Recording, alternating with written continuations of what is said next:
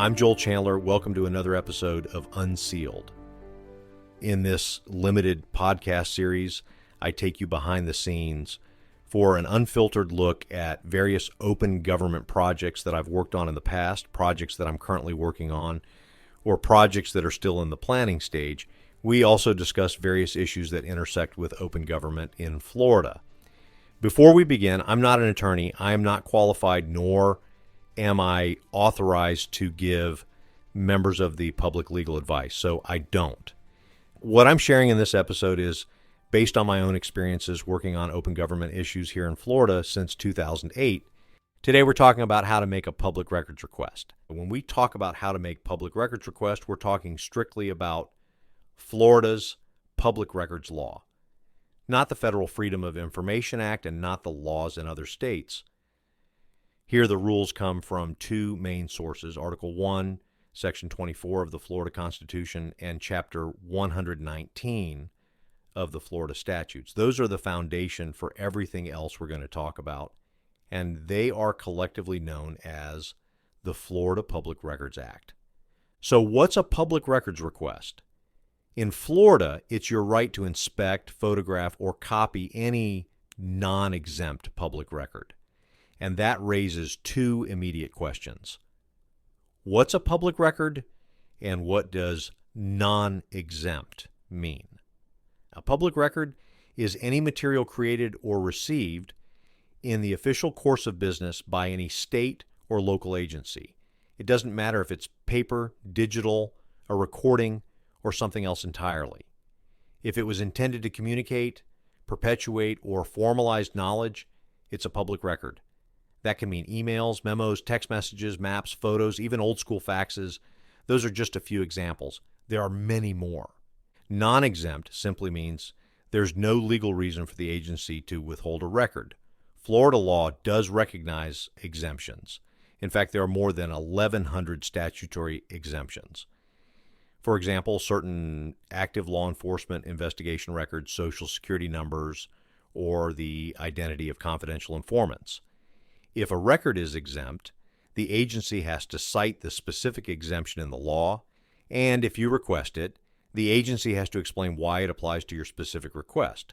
Florida's law is flexible about how you make a request. You can do it in person, over the phone, by email, by letter.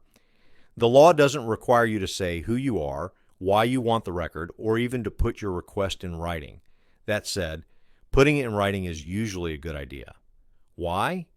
Because it creates a paper trail that shows exactly what you asked for, when you asked for it, and how you sent it. Most of the time, I use email for the same reasons most people do in business. It's fast, it's easy, and I have a time-stamped record of my request. But there are situations where other methods make sense. In-person requests can be effective if you need to establish rapport or see the record on the spot. Phone calls can work for something quick, but without a follow-up email, you lose the paper trail. When you write your request, clarity is your best friend. Be short, specific, and clear. You don't need to explain why you want the record or give a backstory. Just identify the record so the agency knows what to look for. Don't be vague. Don't ask questions instead of requesting records. Agencies are not required to answer questions about public records. They are just required to provide access to the records. And don't make your request so broad it's unmanageable if your goal is timely results. And here's the big ones. Keep it civil. Maya Angelou said, people will forget what you said, people will forget what you did, but people will never forget how you made them feel. That applies here. Treating the person handling your request with respect can speed things up more than you might think. More importantly, it's the right thing to do. Now let's flip the perspective. The Public Records Act doesn't just give rights to requesters. It also sets obligations for agencies. First, agencies must acknowledge the request promptly. Section 119.071C requires it, and it sets the tone for a cooperative process. Second, agencies must make a genuine good faith effort to find the records.